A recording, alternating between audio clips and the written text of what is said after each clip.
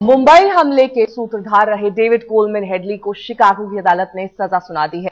अब वो अमेरिका में 35 सालों तक सलाखों के पीछे रहेगा और जब जेल से निकलेगा तो 5 साल तक उस पर निगरानी रखी जाएगी। खास बात यह है कि शिकागो कोर्ट के इस फैसले ने मुंबई एटीएस की उस जांच पर भी मोहर लगा दी है जिसे पाकिस्तान अब तक नकारता रहा है।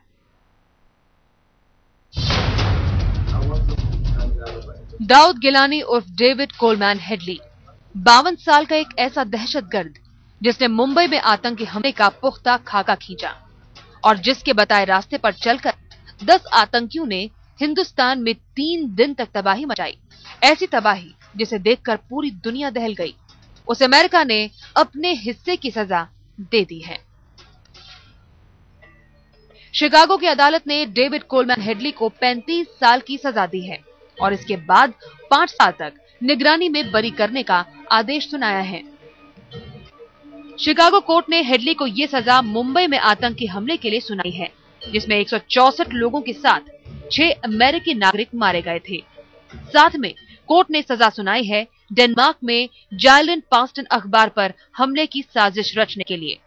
I don't know what his life expectancy is when he gets out, but it can't be much. Nevertheless, there's some. And what I want the citizens of India to know is that we've expended years of our lives collectively and the lives of dozens, if not hundreds, of agents and other prosecutors investigating a crime that occurred on their soil in the hopes of bringing some justice. Mr. Headley obviously pled guilty to very, very serious charges.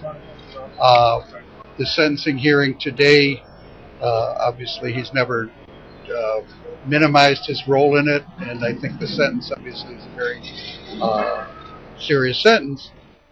David Headley के 2 गुनाह किसी भी सूरत में सजाए मौत से कम के काबिल नहीं थे, लेकिन जांच के दौरान अमेरिकी एजेंसियों का साथ देने की वजह से हेडली को ना तो उम्र कैद की सजा दी गई और ना ही फांसी।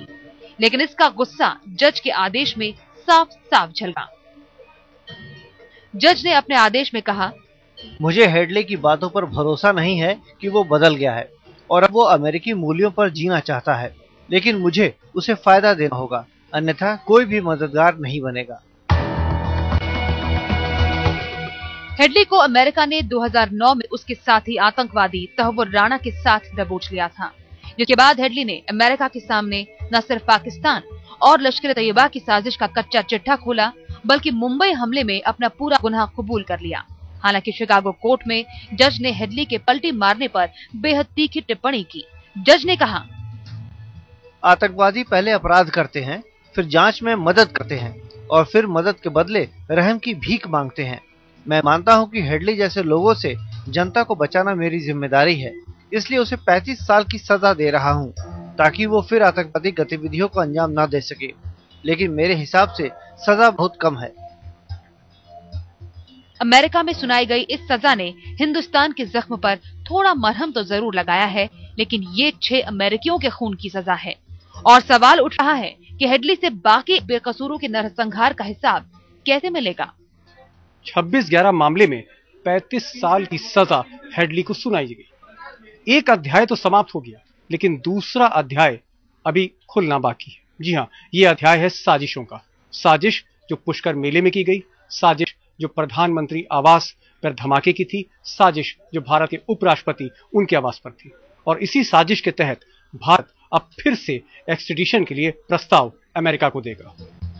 हेडली ने अमेरिकी एजेंसियों की इसी शर्त पर मदद की थी कि ना तो उसे भारत प्रत्यर्पित किया जाएगा न डेनमार्क, लेकिन हिंदुस्तान में दहशत और तबाही की इबारत लिखने वाले आतंकवादी का हिंदुस्तान बेहद बेताबी से इंतजार कर रहा है। शिकागो से JS बेदी और दिल्ली से दीपक शर्मा के साथ आज तक ब्यूरो।